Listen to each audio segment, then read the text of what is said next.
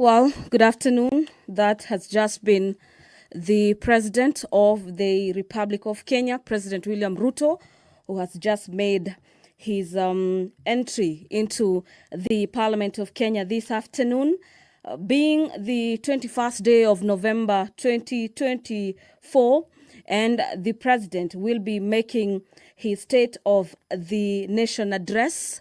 This will be his third State of the Nation address since he assumed power in 2022. And so, our dear viewers, welcome for this live proceeding brought to you by the Parliamentary Broadcasting Unit in conjunction with the Kenya Broadcasting Corporation. And this State of the Nation is just the only agenda in the order of business this afternoon at the National Assembly. Remember, the President is addressing the nation through a joint sitting of the Senate and the National Assembly, popularly known as the bicameral parliament. And in the order of business this afternoon, immediately after the President makes his way into the chamber this afternoon, we'll be having a prayer session, and equally that will be followed by convocation by the Speaker of the Senate, as well as by the Speaker of the National Assembly. And the Speaker of the National Assembly will then invite His Excellency the President to make his speech. Then that is, at that juncture, is when the President will make his State of the Nation address.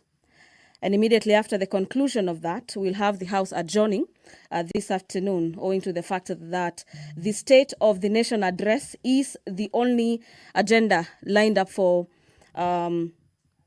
consideration by the both houses of Parliament.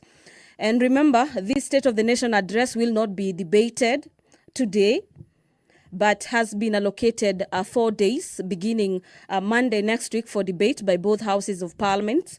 And according to the ruling by the Speaker of the National Assembly, is that the President of the Republic of Kenya will be heard in silence by the members of the National Assembly, as well as members of the Senate and the dignitaries present. Our dear viewers, we already understand that among other guests who are accompanying the President for this third State of the Nation address is the Prime Cabinet Secretary, Honorable Musalia Mudavadi, as well as the Deputy President, Professor Kithure Kindiki. So to just take you through some of the expectations during today's State of the Nation address, the President of the Republic of Kenya is required by the Constitution to address the nation through the State of the Nation address. This is the third one since the President assumed power in 2022. And the President this afternoon is expected to outline the successes in his government for the last 2 years that the Kenya Kwanza administration has been in power. We equally expect the probable challenges that have faced the government and the measures that the government will be taking to address some of the areas. We also expect this afternoon, through the President's speech, that the President tells the nation some of the targets and new measures are put in place to ensure that the Kenyan government is ensuring that the country is being progressive. Remember, the government's key agenda is the bottom-up economic transformation agenda, basically on matters housing, health, digital superhighway, and matters economy, so to speak.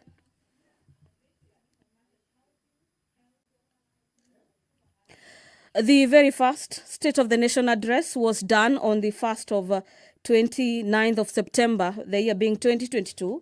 The second one was on the 2nd of the 9th of November, the year being 2023, and today being the third State of the Nation address is happening on the 21st of November 2024. This is, so to speak, say a month after the swearing in of the Deputy President, Professor Kithure Kindiki. And if you're just asking yourself, what is this State of the Nation address? The State of the Nation address is basically a communication from the President to the nation through Parliament, in which the President of the Republic, here being President William Ruto, outlining the Kenyan current situation, and equally the President will be providing policy proposals for the coming legislative year. So we expect that during this State of the Nation address that is set to take place not after 3 p.m. today. Among key areas that we expect the President's speech to dwell on are health, education, security, as well as the status of the economy and matters to do with probable tax policies. Remember, this third State of the Nation address comes at a time when there has been concerns about abductions and forceful disappearances and cases of femicide being on the rise. And we heard the president just yesterday pledging to support the war against femicide with about 100 million shillings being the commitment of the executive that the country and the top in command is ready to slay this dragon of matters femicide. And we will equally be expecting the president to tell the nation the measures that the government has put in place to ensure that the dragon of corruption is slayed, and what further the government will be doing through its various independent bodies to ensure that the corruption issue remains a matter of the past.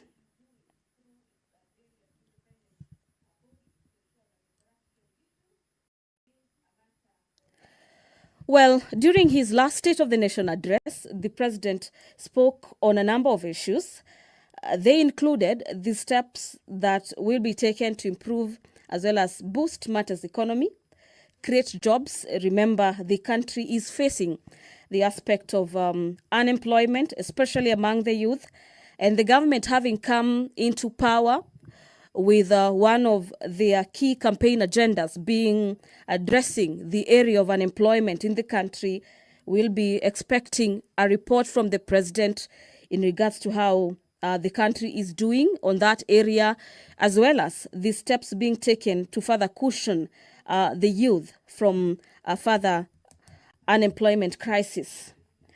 We also be expecting the president to speak on matters health reforms. Remember, we are just shy away from the implementation of the SHA or SHIF, if you may like, on matters to do with the transforming the health sector. And we'll be expecting the president to address the nation in regards to how his government is looking into transforming the health sector and ensuring that every other Kenyan is accessing their health rights as enshrined in the Constitution, as well as matters agriculture in the areas of farming, as well as manufacturing. So this afternoon, all eyes, the whole nation is currently watching Parliament of Kenya this afternoon to hear from the president, who is mandated through the Constitution to address the nation every year. This is pursuant to Article 132, subsection 1 of the Constitution, that provides for the president to address a sitting of Parliament once every year. And our dear viewers, Article 132, subsection 1B and C further dictates that every year the president is expected to report in an address to the nation on the measures taken to achieve the realization of the national values of the Republic, and equally submit a report for debate to the National Assembly on the progress made in fulfilling the international obligations of the Republic. This report that will be submitted this afternoon is scheduled for debate from Monday, next week. Remember, the National Assembly has already adjusted its sittings for the next 2 weeks, so to speak. And among the priority business is the consideration of the president's speech on the State of the Nation address.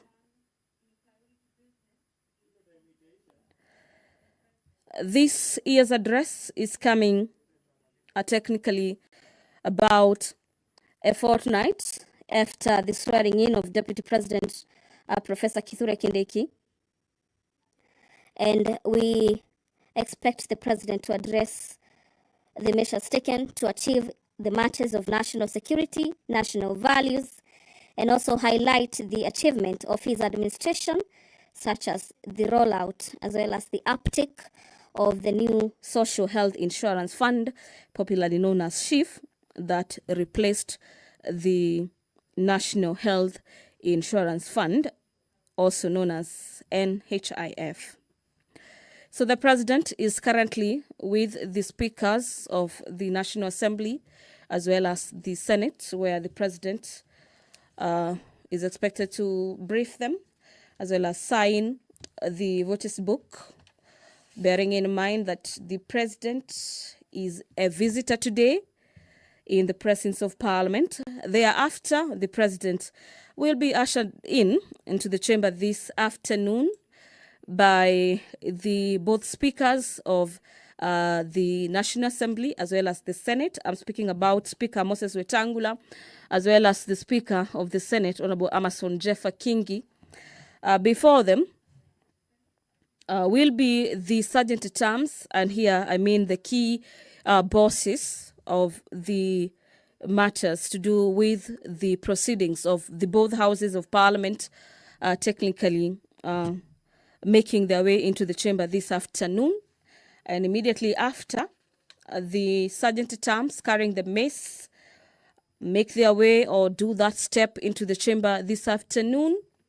The members of the National Assembly as well as senators present and dignitaries present this afternoon will be alerted that the Honorable President of the Republic of Kenya is already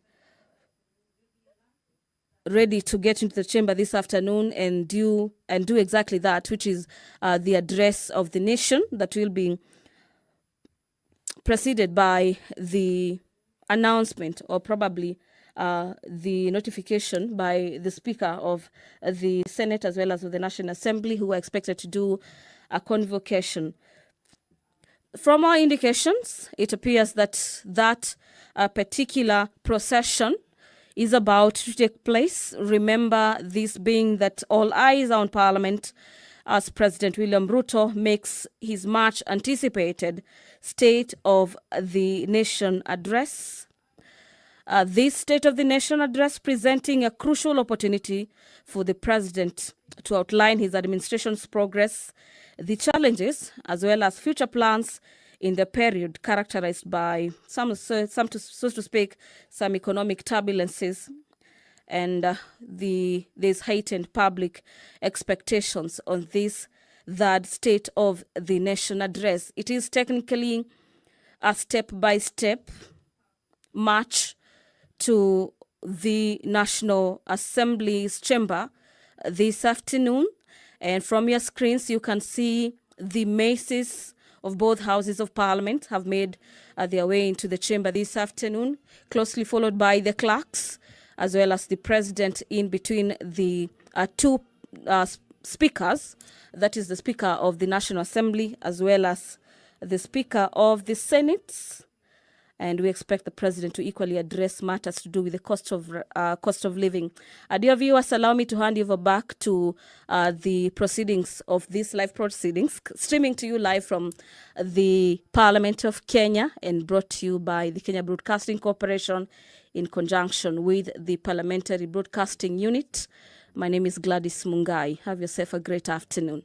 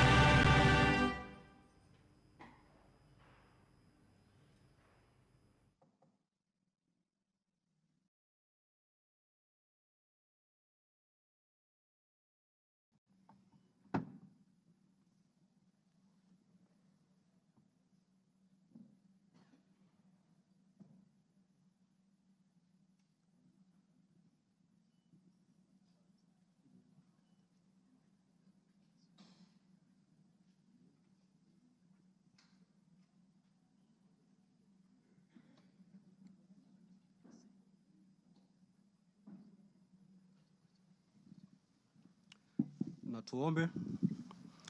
Ewe Mwenyezi Mungu, twakusihi ututazame kwa neema nyingi na baraka, sisi watumishi wako ambao umeridhika kutuita kwa nyadhifa za uongozi katika jamhuri hii yetu. Twakuomba utuajalie tuyatende na kufikiria mambo yote yatakayofikishwa mbele yetu kwa njia ya haki na uaminifu, ili kustawisha amani, ufanisi na heri ya nchi yetu na wale ambao haja zao umezikabidhi mikononi mwetu. Amen. Tuketi.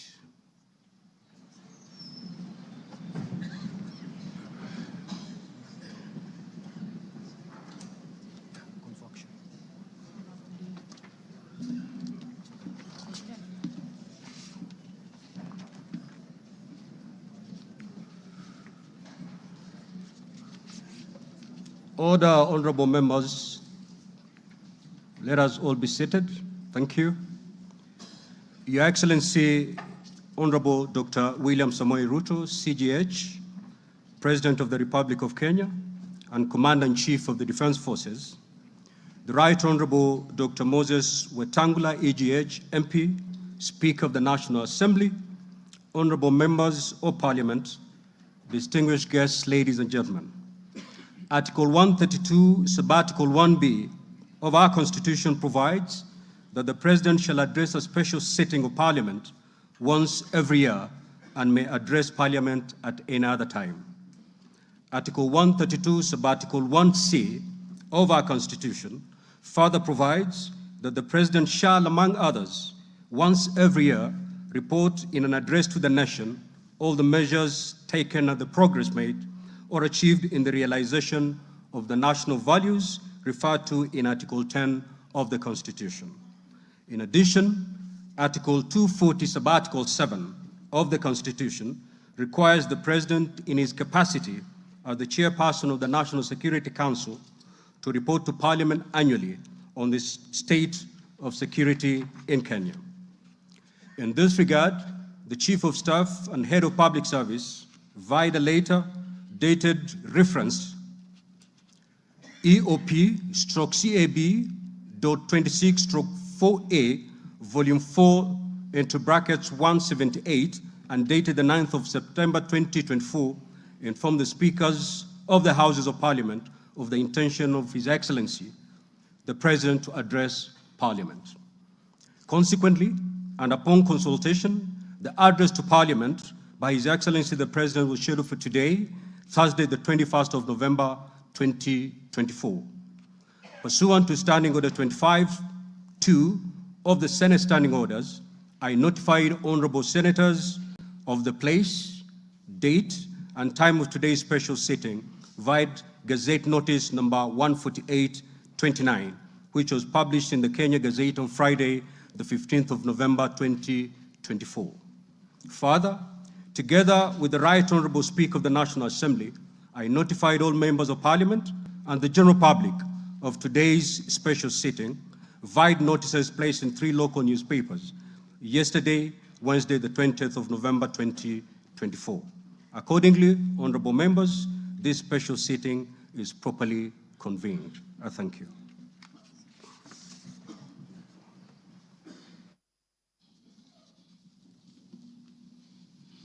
Your Excellency, Honorable Dr. William Samoei Ruto, CGH, President of the Republic of Kenya and Commander-in-Chief of the Defense Forces, the Right Honorable Amason King, EGH MP, Honorable Speaker of the Senate, Honorable Members of Parliament, members of the Diplomatic Corps, distinguished guests, ladies and gentlemen. Article 132(1)(b) of the Constitution requires the President to address the nation once every year and at any other time. Further, Article 132(1)(c) of the Constitution requires the President to once every year report in an address to the nation on measures taken and progress achieved in the realization of our national values. Additionally, Article 132(1)(c)(3) of the Constitution provides that the President shall submit a report for debate to the National Assembly on the progress made in fulfilling the international obligations of the Republic. In this regard, honorable members, By way of a message to the House, His Excellency the President conveyed his desire to address a joint sitting of the Houses of Parliament today, 21st November 2024. Therefore, pursuant to the provisions of Standing Order 22 of the National Assembly Standing Orders, and by Gazette Notice number 15327, which was published in the Kenya Gazette on 18th November 2024, and indeed as also notified to all members and the general public by way of newspaper notification published on 20th November 2024, I gave a notice of this special sitting of Parliament to the members of the National Assembly. Accordingly, honorable members, this special sitting is properly convened. Your Excellency, honorable members, distinguished guests, ladies and gentlemen, this year's President's address comes at a time when the country is set to host the 14th edition of the East African Community Interparliamentary Games. The Interparliamentary Games shall bring together participants from the member states of the East African Community and the East African Legislative Assembly, and are part of the deepening, widening, and tightening of the integration process. The Games are scheduled to commence next month on 7th December 2024 in Mombasa County, and all is set in readiness for these Games. Moving on, Your Excellency, it's in the custom of Parliament to recognize invited guests seated in our galleries. I therefore wish to recognize the following guests who are seated in the Speaker's row. Her Excellency Mama Rachel Ruto, First Lady of the Republic of Kenya, and other members of the First Family. His Excellency Honorable Professor Kithure Kindiki, the Deputy President of the Republic of Kenya and the spouse of the Deputy President, Her Excellency Dr. Joyce Kithure. Honorable Musalia Mudavadi EGH, the Prime Cabinet Secretary and Cabinet Secretary, Minister of Foreign Affairs and Diaspora Affairs. Your Excellency, honorable members, also present in the Speaker's row this afternoon are the Honorable Lady Justice Philomena Mbete Mwilu, MGH, Deputy Chief Justice and Vice President of the Supreme Court. She's accompanied by Honorable Justice Mohammed K. Ibrahim and Justice William Ouko, judges of the Supreme Court of Kenya. Also accompanying the Deputy Chief Justice are Honorable Justice Oscar Angote, presiding judge of the Environment and Land Court, Honorable Lady Justice Jemima Wanza Kelly, judge of the Employment and Labor Relations Court. We are also honored to have in our midst the immediate former speakers of the Houses of Parliament, the Honorable Justin Bedan Njoka Muturi, EGH, the Cabinet Secretary for Public Service and Human Capital Development, the Honorable Kenneth Marende, EGH, the Honorable Kenneth Makelo Lusaka, EGH, the current Governor of Bungoma County, Honorable Ekwe Ethro, and additionally, we also are pleased to be hosting a delegation visiting our Parliament from the Republic of the Gambia. Your Excellency, allow me to also recognize the chairperson of the Council of Governors, who is also the Governor of Wajir County, the Honorable Ahmed Abdullahi, and the Honorable Johnson Sakaja, Governor of the City of Nairobi County. May I also accord special recognition to all Cabinet Secretaries present, leaders of the minority in the National Assembly. I need not mention that His Excellency the Deputy President is a former leader of majority in the Senate.